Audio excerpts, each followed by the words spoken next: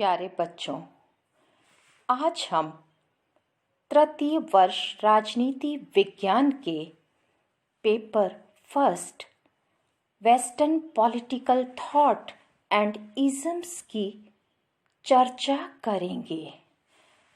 आज का हमारा अध्ययन का विषय रहेगा संत टॉमस एक्विनास, मध्य युग के अरस्तू।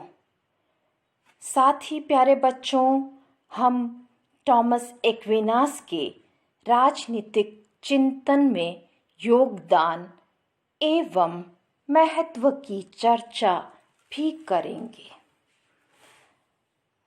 मैक्सी ने लिखा है, एक्विनास मध्य युग का स्वर्गीय अरस्तू है।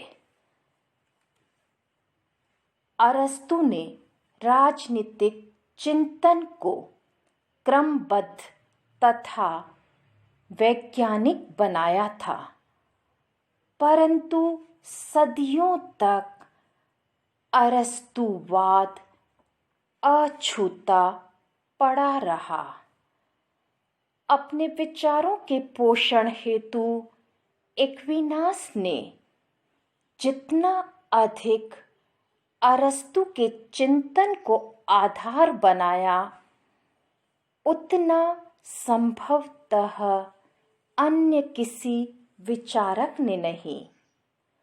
एक्विनास मूलतः एक ईसाई धर्मशास्त्री था, अतः उसने अरस्तूवाद को ईसाईयत की पृष्ठभूमि में विकसित किया। उसे ईसाई अरस्तू, क्रिश्चियन एरिस्टोटल उचित ही कहा जाता है। नेपल्स के अपने अध्ययन काल में सर्वप्रथम संत टॉमस का अरस्तू के ग्रंथों से परिचय हुआ। अल्बर्ट महान के शिष्य के रूप में उसने अरस्तू का अध्ययन किया। प्रोफेसर मैकलवेन के अनुसार टॉमस में अरस्तू 13वीं शताब्दी में पुनर्जीवित हो गए और तब से उन्होंने यूरोपियन राजनीतिक विचारों की बागडोर अपने हाथ में संभाल ली। एक्विनास को मध्य युग का अरस्तू कहा जाता है। इसके कई कारण हैं, जैसे एक्विनास ने ईसाई धर्म प्रेरित राजनीतिक दर्शन और अरस्तू के धर्मनिरपेक्ष विचार दर्शन के मध्य एक सेतु निर्मित कर राजनीतिक चिंतन की महान सेवा की। उसने अपने चिंतन से उसमें वैज्ञानिकता के प्रवेश को सहज बनाया। एक्विनास ने अरस्तू से दूसरी बात जो ग्रहण की, वह उसकी विवेकवादी धारणा है। ईसाई धर्म के विरुद्ध अरस्तू की तरह ही उसकी मान्यता थी कि राज्य एक स्वाभाविक संगठन है तथा श्रेष्ठ जीवन के लक्ष्य की प्राप्ति के लिए आवश्यक है। संत एक्विनास अरस्तू की तरह ही राजतंत्र, कुलीन तंत्र और लोकतंत्र तथा उनके विकृत रूपों में राज्यों का वर्गीकरण करता है और उसके समान ही राजतंत्र को सबसे अच्छी शासन व्यवस्था मानता है। बच्चों, यह सही है कि एक्विनास अरस्तु की विचारधारा से प्रभावित है, लेकिन इसके साथ ही वह उसे पूर्ण सत्य नहीं मानता और उसका उद्देश्य ईसाई धर्म द्वारा प्रतिपादित सत्य के प्रकाश में उसे पूर्णता प्रदान करना है। इस तरह हम यह कह सकते हैं कि थॉमस एक्विनास के जो विचार हैं वो ये सिद्ध करते हैं कि मध्य युग का अरस्तु कहना सही है। प्यारे बच्चों,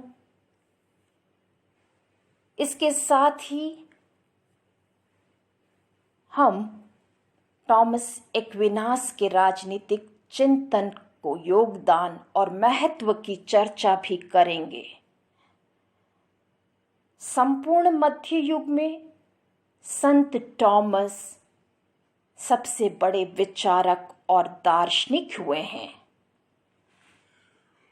उनकी विचारधारा का महत्व कई बातों में परिलक्षित होता है।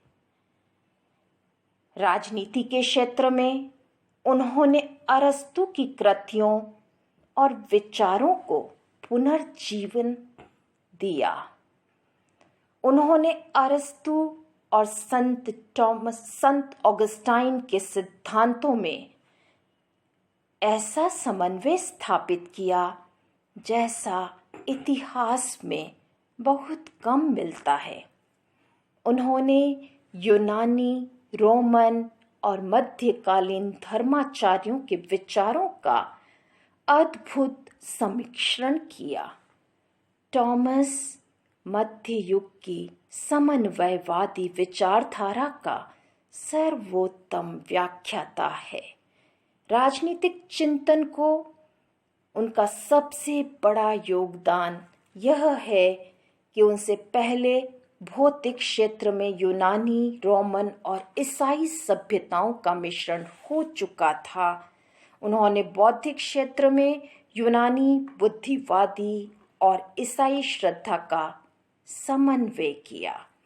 उनके समन्वयवादी प्रयास से राजनीति शास्त्र का नए रूप में जन्म हुआ। थॉमस को मध्ययुगीन विश्वविद्यालयवाद का सर्वश्रेष्ठ प्रतिनिधि माना गया। कानून के संबंध में उनके विचार निश्चय ही महत्वपूर्ण हैं।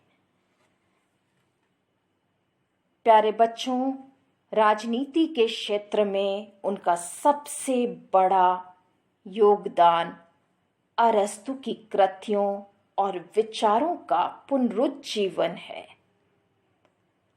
शताब्दियों से विस्मृत यूनानी दार्शनिक का परिचय मध्ययुगीन यूरोप को उस युग के अरस्तु कहलाने वाले एक्विनास के माध्यम से हुआ। राज्य के कल्याणकारी कार्यों का उल्लेख तथा जनहित को शासक का कर्तव्य बताकर उन्होंने मध्य युग के संदर्भ में महत्वपूर्ण राजनीतिक विचार प्रस्तुत किए हैं। वस्तुतः थॉमस का सबसे बड़ा योगदान एवं महत्व इस बात में है कि उन्होंने अपने युग के सम्मुख उपस्थित सभी प्रश्नों पर युग की सीमा रेखाओं से ऊपर उठकर खुले दिमाग से अध्ययन किया।